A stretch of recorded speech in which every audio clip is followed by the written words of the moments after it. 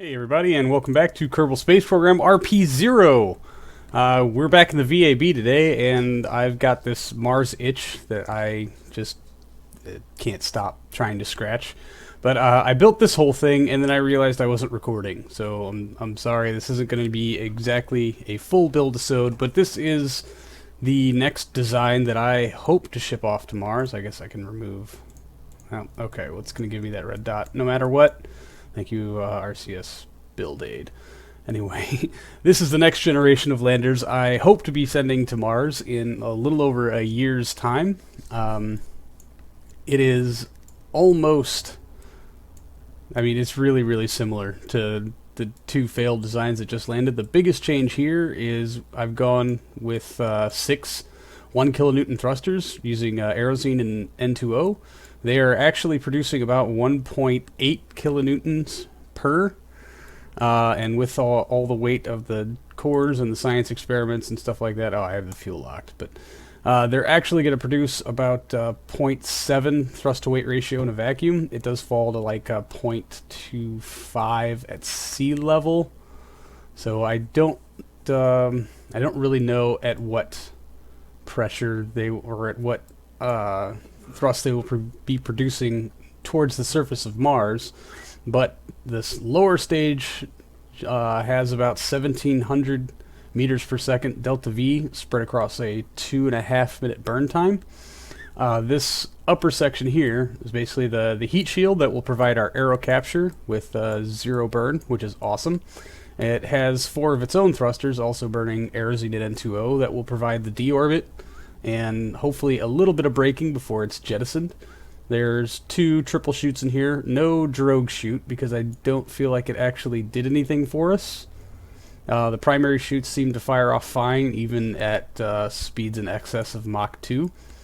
So hopefully this twin parachute pack will do a bit more braking than our last parachute setup, and of course, you know, upgrading our available thrust by a factor of 6 should certainly help slow us down. The overall weight of the lander itself is up to about 1.5 ton, up from... no, I guess the other one was about 1.6, so it's probably quite similar in that regard. I've taken a few other weight-saving maneuvers, going with the shorter range 4 million meter antennas instead of the 16 million ones, reducing our thruster count to just these directionals to provide orientation instead of also directional, or, you know, forward and backward, because these have infinite ignitions and they're not subject to ullage, and they're actually more efficient than these thrusters would be, so they'll be providing all of our up and down thrust, whereas these will just hopefully keep us pointed in the right directions. The science loadout and the comms layout is pretty similar, also for solar panels. Kind of standard fare, I'd say, for something like this. I am going to put it on top of an RA9 HV, although I am planning a new lifter to replace the RA9 as our main duty rocket, but we'll get to a build-episode and a test-episode of that later. So for the time being, I need a name for this guy. I will be taking suggestions as usual. I do need to go ahead and build out the transfer stage underneath it, which I'm going to probably speed up in post because that's pretty standard. I should probably just save one to a sub-assembly because, man, it's just so much easier. It's going to be an AJ-10 powered Agena core navigated standard transfer stage that I've been using forever because they're simple, they're reliable, they get the job done, etc. etc. So I'm going to go ahead and do that right now. So expect some sped up footage.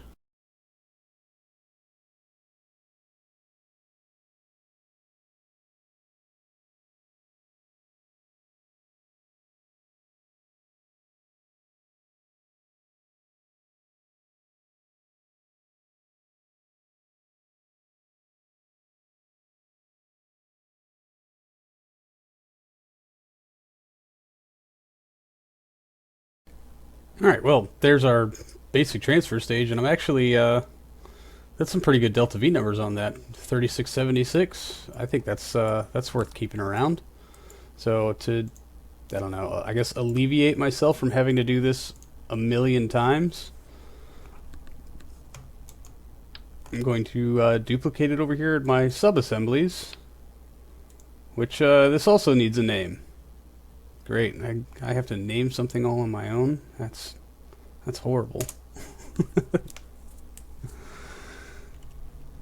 Yeah, I got nothing. So, yet to be named. If you want to help name a medium-duty transfer stage,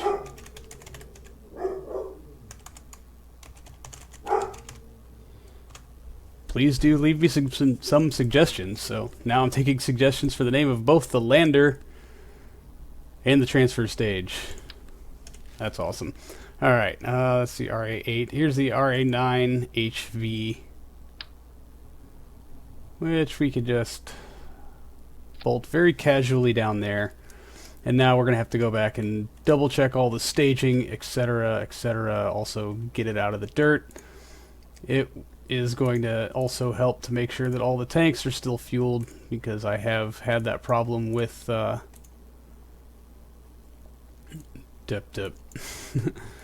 sub-assembly things in the past, where just for some reason a tank will not have any fuel in it. But our thrust to weight ratios look pretty normal all the way across the board, so I'm just going to assume then that everything is fine. I guess we'll find out later.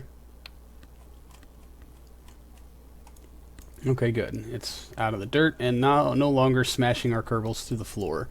So let's get some fairings on this. For the time being, I'm just going to name it Project Mars. No, I was spelling that correctly. Okay. Save. Project Mars already exists. Well, it can't be as cool as this one, so we'll overwrite. Why not? And no useless science experiments on our transfer stage this time. It will just be a comm relay as an orbiter once we get to Mars. I do not plan on going for polar interception, which would give me a chance to map things, but maybe if we build a backup, I'm sure I'm going to build a backup, but if we build multiple iterations of this, or a different style of lander, then certainly we might as well take the opportunity to map some stuff. Getting a polar capture really shouldn't be that difficult, considering how good we're getting about mid-course corrections and getting our course plotted out somewhat accurately. So, yeah, alright. I'm going to put some fairings on it. You guys are going to tell me what to call it. Yeah, there's my Soyuz fairing wall. This is just...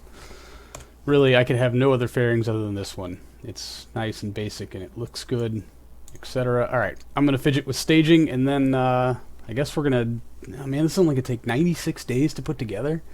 That is awesome. Yeah, I should adjust staging before I do any of that stuff. All main engines, clamps, booster sep.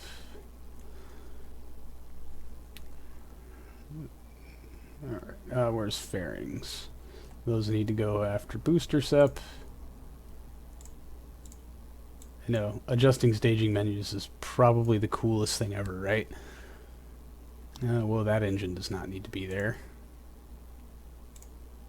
These engines need to go next. Where's that engine? That is the AJ-10. Oh boy. Why is everything so completely convoluted?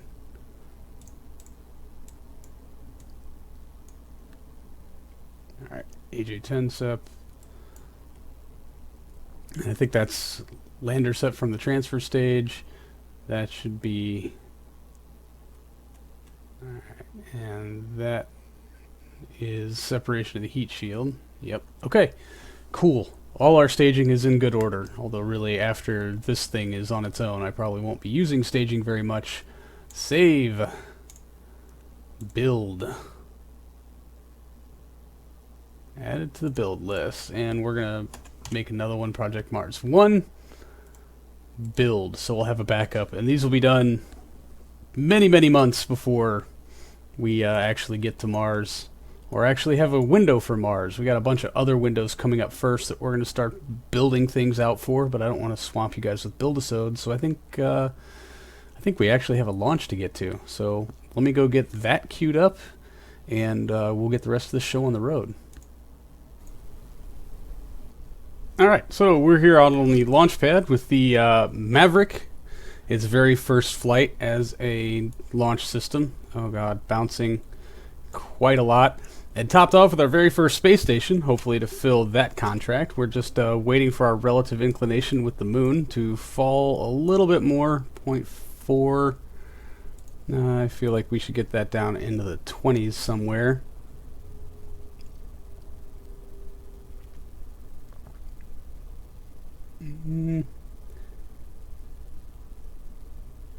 Okay, 0.27, and by the time everything stabilizes, we'll probably be at 0.26, which I feel is perfectly acceptable. Please don't smash into the launch pad. Apparently we need more launch clamps, because look at that thing just bounce around. Alright, throttle set to full. Ignition.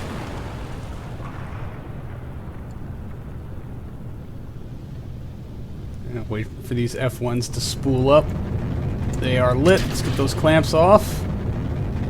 A little bit of hovering as we overcome the massive weight of this thing. I don't recall it being this slow off the pad in testing, but I could be remembering wrong. It's been a very long time since I messed with this thing, and we've done a lot of things since then. This thing took almost a year to build,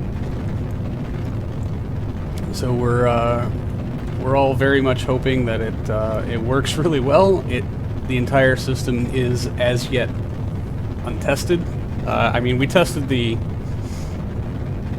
rocket in a simulation with a 100-ton cargo. This is far less than 100 tons, and these F1s do not throttle. The J2s on the second stage, however, have limited throttling, so they're not really where I'm concerned about stuff. It's really when we're down to just this core stage and it's nearly empty and we've got 3 of these F1s really giving us what for. Then things are going to get very interesting, but Yegor and his crew of Nina and comedian John Oliver are up for the task. They have all bravely volunteered to be the first ones to ride this actual rocket into space, because at the time when we built it, we didn't have enough money to build just a test bed. We probably have it now, but this thing is insanely expensive. I am eager to try it out, despite the fact that it is just a funny looking rocket. It's probably not one of my better designs, I have to say. It just lacks that cleanness that I tend to like. And I mean, maybe it's just the paint job, but it does. This is just awkward. We might have to design a new ultra heavy lifter at some point. We need to start steering out towards the sea, though, because otherwise these boosters are going to destroy Cape Canaveral, and that's never a good thing. It's even more expensive than the rocket. And you'll notice I forgot the launch escape system. So everything needs to go exactly right. We can't have it not go exactly right. That would be really, really bad. So these are the bravest Kerbal ever. I mean, Yegor's a veteran of the moon landing. Nina and John Oliver both flew on STS-1 when it was unsure whether or not they were going to make it, and sure, there were some absolutely terrifying moments there in Reentry, but they've all survived everything that I have tried to kill them with. And well, provided nothing absolutely stupid happens, we're just going to hopefully have a very uneventful flight up into orbit, and I will pick you guys up there. And thankfully it was a largely uneventful flight into orbit. A bit of an issue with the boosters colliding with one another after separation, but that is not really our concern. Stage separation goes pretty well, and the J2s take over the rest of the flight, getting us the rest of the way up into orbit. But there are many flaws with this spacecraft, some of which will become painfully obvious as we get further into the mission. But for now, we can just enjoy a pretty flawless ascent. Alright, 235 by 206. I think that is a good enough orbit to fulfill our space station contract. Space for 4 crew. Oh well, once I dock, I will. Launch periapsis above 400,000. So no. No, it is not. Damn it. Well, we got plenty of fuel and some ignitions left, so let's make sure that these are okay. Above 400,000. Unstable. Stable, risky. So we just need to get our apoapsis up to 400,000, and then we'll fly around to the other side of the planet and do it again over there. Nope, 427. Not bad, not bad. Like I said, lots and lots and lots of fuel left on this thing. Yeah. Massive gobs of fuel. Alright, so we'll just come over here to our apoapsis, apogee, and adjust the node. Yep. So 426 by 428. I have another contract for a Kerbal and low Earth orbit that has a maximum yeah. Where? Mars, Venus, Mars, Saturn, fly. Where is it? No, I guess it's hidden behind this thing. That's nice. Too many windows, not enough time. Oh, I totally am not going to do that one. Yeah, below 532 and above 180. So I think we can manage that. Let's just get ourselves oriented to this node, and then we can get to the honest to goodness good part about deploying a space station. Finally.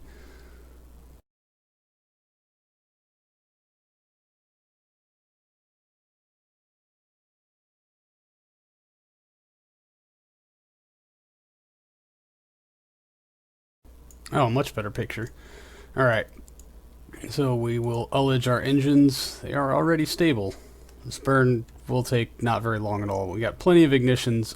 Oh no, we don't. We have one ignition on these J2s.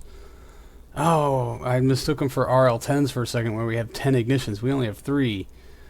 And if we use one, we won't be able to deorbit it. The big ridiculousness, I mean.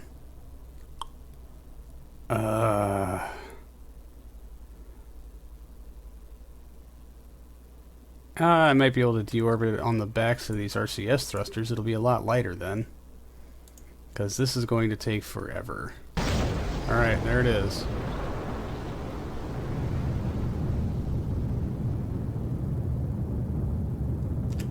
Alright, 427 by 421. Not bad, if I do say so myself. It's some of the most accurate orbiting I've ever been able to do. Cool. Alright, and all of those are checked off. All of those are checked off. Alright, we can get to the serious business now, which means deploying these 4 panels and separating the command pod from the rest of the spacecraft. Excellent. Now we will just do a very quick control from here. Oh, why are we drifting off to the side so much? Okay, well, first, let's go shut down the RCS on this thing. RCS off.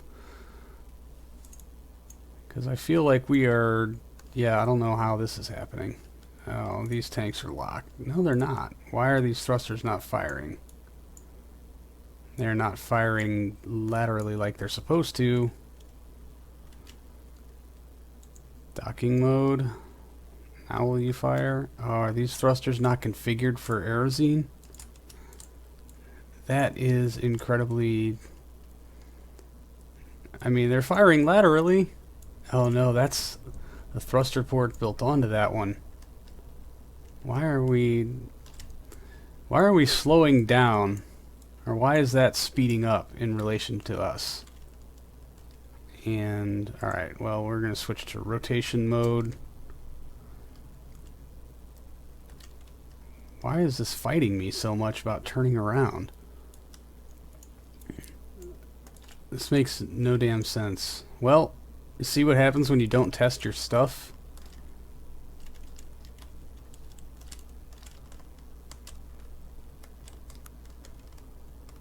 Okay, we're going a little out of control-ish here. Man, what the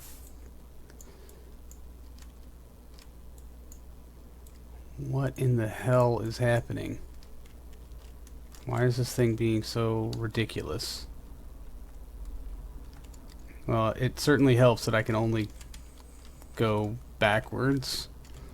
That's going to make docking super interesting. And that this thing is just so wonky.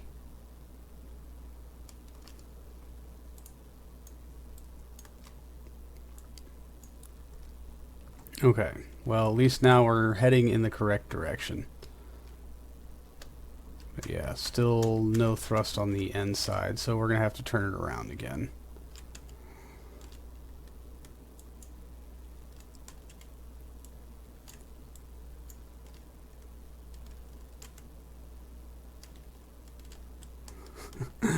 Alright, Yegor, your piloting can now be called into task. This is going to be another one of my super famous, really awkward dockings. Should probably set a target.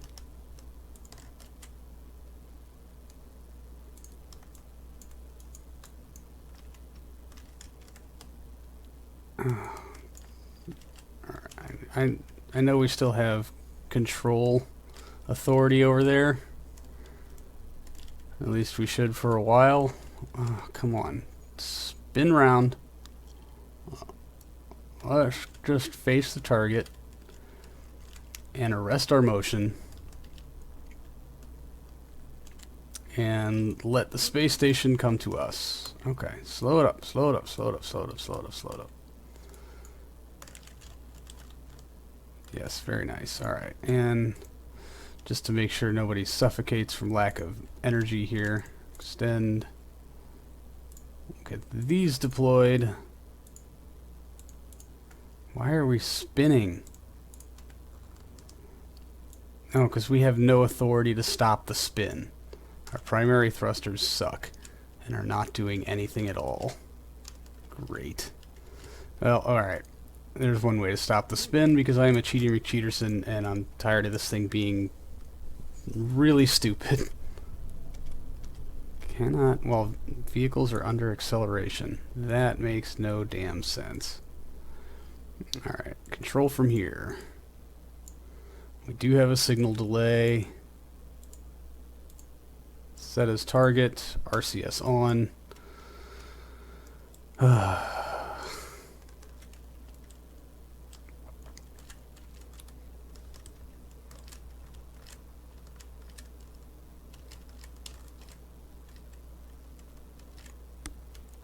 Alright, I'm going to try to speed this up because I'm not going to make you guys watch me do 25 minutes of docking exercises.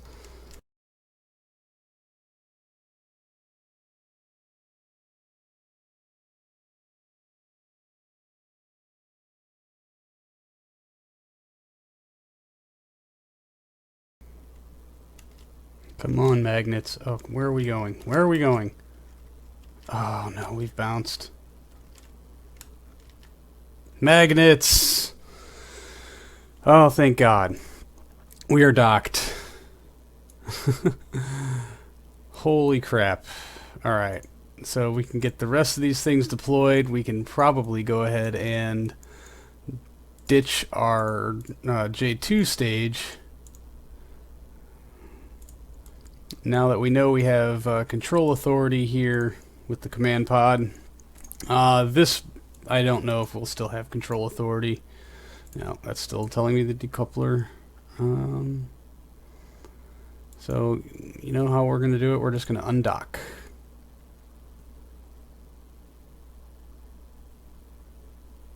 Decouple node, that was probably what I was looking for. And do we still have control here? We do. We'll pull this away.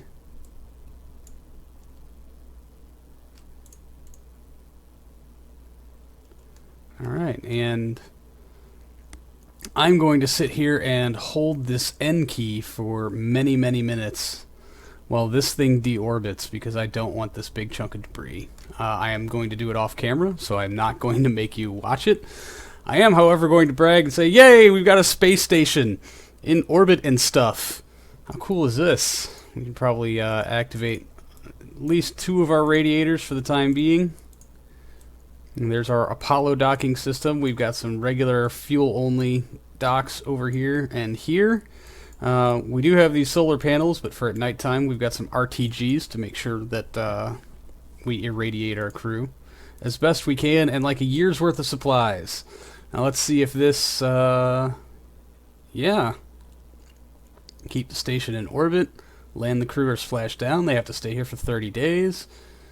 Keep at least 2 crew aboard the station for 30 days. Alright, I think we can do that. We also have that 90-day landmark, which we might as well go ahead and take care of. But in the meantime, we're going to get our engineer and our scientist over to the space station. Yay! That didn't take nearly as much time as I thought it would. Why are you being so crazy? There's, like, they go twirling off of things for no damn reason. Yeah, I'm sorry. With all the funkiness on the docking, I did not line up the doors, but we've got hand grabs all, well, okay, all around this thing. Board. We should be able to take a crew report. I know we won't get anything for it there, but perform experiments. Hey, look at that. Well, we will certainly recover that. This module's equipment is used to perform experiments. How incredibly descriptive. Awesome. Well, we have performed some experiments. I'm sure we will transfer. There's John Oliver. We can get you onto the space station also. No, let go. Turn on your jetpack. RCS pack. And let's get you aboard. So that maybe you too can perform experiments. Grab? Whoa. Dude, what are you doing? What are you doing?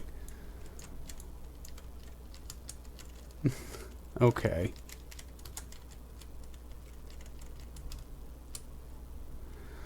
Well, that was certainly very interesting. Captain Oliver, if you could kindly not do that anymore. I was really scared you were going to take off a solar panel. This thing is brand new. It hasn't even been in operation a whole day yet. And you're trying to screw it all up.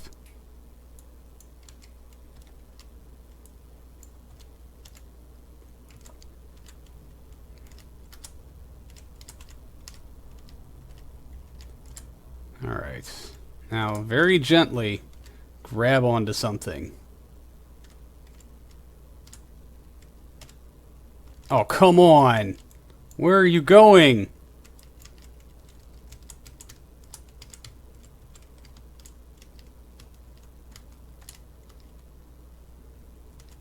Oliver, you're gonna die on EVA because you can't successfully grab a handle.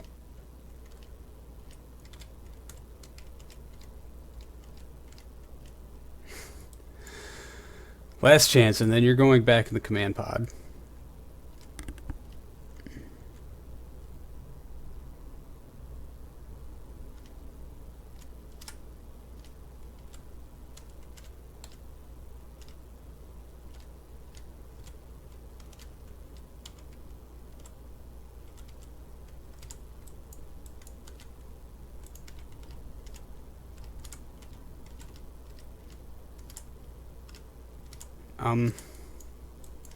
If you could please, sir. Grab? Holy crap.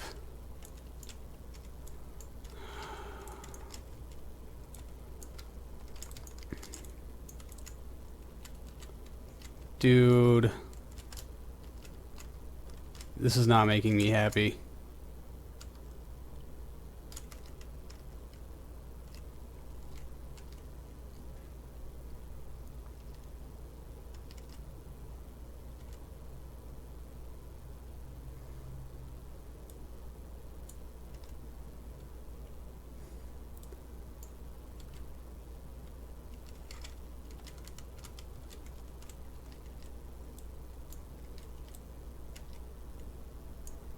Alright, let's just try to get him close to the door where it says board instead of grab, because you are obviously terrible at grabbing things. Jesus, man.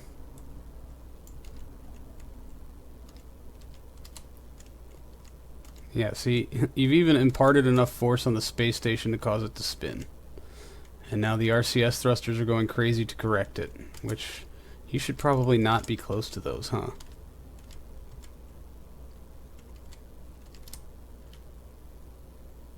Can we board?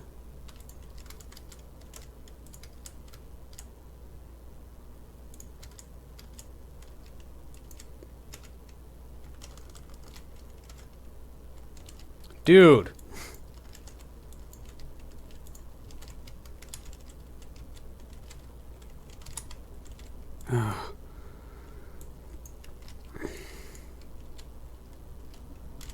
Alright, back to the command pod with you, and I refuse to orient myself with the camera self. Yeah, alright.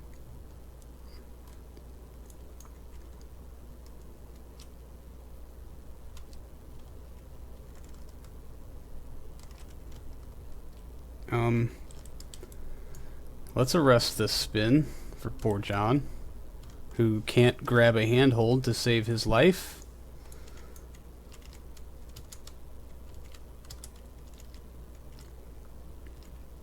God, if you bounce off of this door, I'm gonna be so incredibly angry.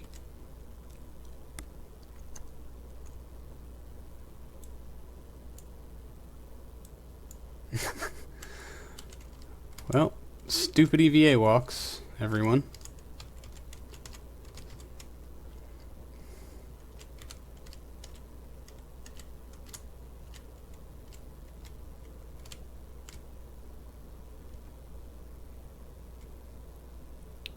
Board. No. Can you grab this? Hey, look! That you can hang on to. How exciting. Alright.